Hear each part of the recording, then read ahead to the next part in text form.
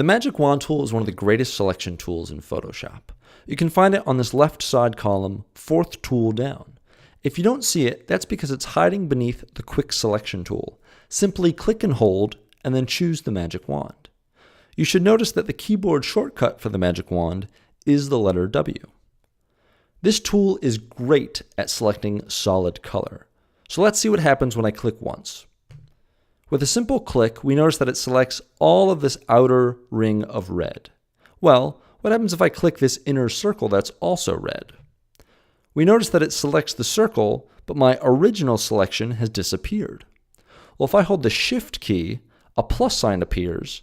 Then when I click, it will add to my selection. I can hold the Option key on my keyboard, and we'll notice that a minus sign appears. Then when I click, it will actually deselect from the overall selection. So let's use the Magic Wand tool to change the color of the Beats logo from red to blue. The first thing I want to do is select all the red. So I'll click the outer ring, hold Shift, select the inner circle. Now that all of the red is selected, I can click Delete and delete all my color. I'll go over to the paint bucket, and because my selection is still active, I can click once, I can click twice, and now I've changed the Beats logo from red to blue.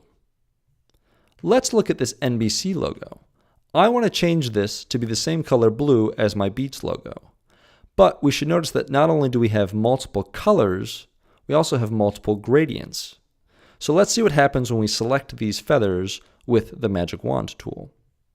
So I'll click once, and I notice right away it didn't select the entire feather. Well, I have two choices. The first choice is I could hold Shift, and I could simply add to my selection.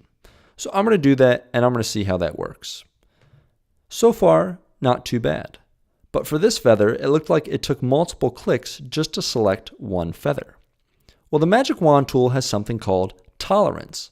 The tolerance is the range of colors and shades that it selects during one selection. So I can raise the tolerance to select more shades of a color, or I can lower the tolerance to select far fewer shades of color. So let's set our tolerance to 50 and see what happens. I'm going to hold Shift because I want to add to my selection. That worked really well. That worked really well also. So let's drop it down to 5 just to see what happens. So I'm going to hold Shift because I want to add to my selection.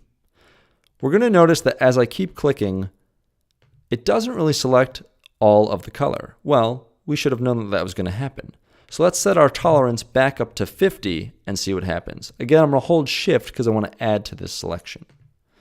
So by raising my tolerance, it selected more shades of that color. Now that I have all the feathers selected, I can hit Delete, go back to my paint bucket, and simply paint them in. So overall, the Magic Wand tool has many uses. It's good at selecting multiple colors and multiple gradients. I think that the Magic Wand is best when selecting solid color, but you can also use it for selecting gradients as well.